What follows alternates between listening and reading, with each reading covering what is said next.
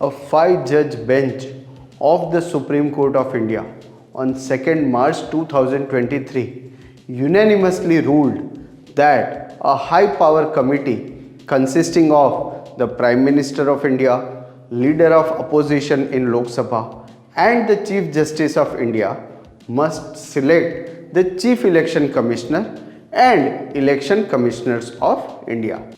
Let's try to understand this verdict, the Election Commission of India and the constitutional provisions related to it.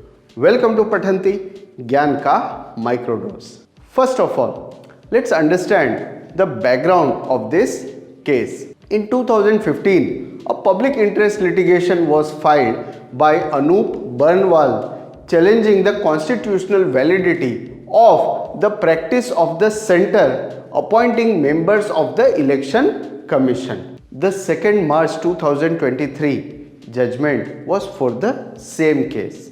We'll discuss the constitutional aspects of the matter, but before that, what is the Election Commission of India? What does it do? And who are the election commissioners? And how are they appointed? Election Commission of India is a permanent constitutional body.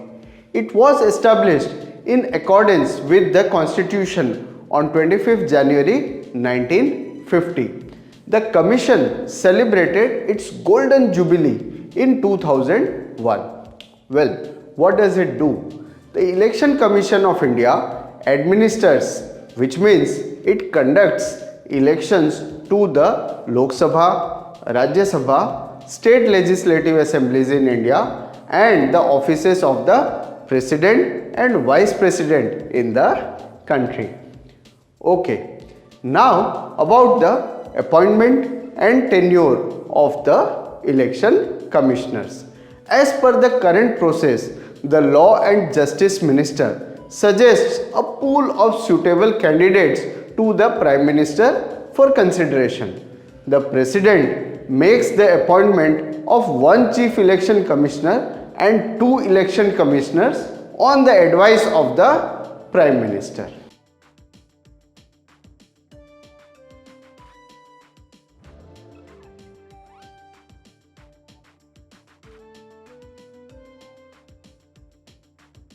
Well, understood the matter, but what was the case in the Supreme Court?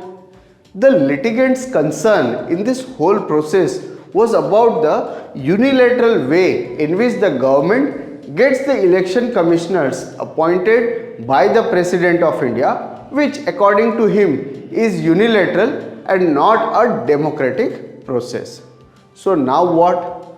Now the Supreme Court of India has given this judgment according to which the appointment of the Chief Election Commissioner and the Election Commissioner shall be made by the President on the advice of a committee consisting of the Prime Minister, the Leader of the Opposition of the Lok Sabha, and in case no Leader of Opposition is available, the Leader of the largest opposition party in the Lok Sabha in terms of numerical strength, and the Chief Justice of India.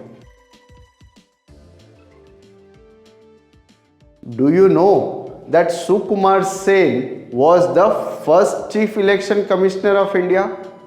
The first Indian elections were held from October 25, 1951 to February 21, 1952 with 17 crore 32 lakh 12,343 registered voters.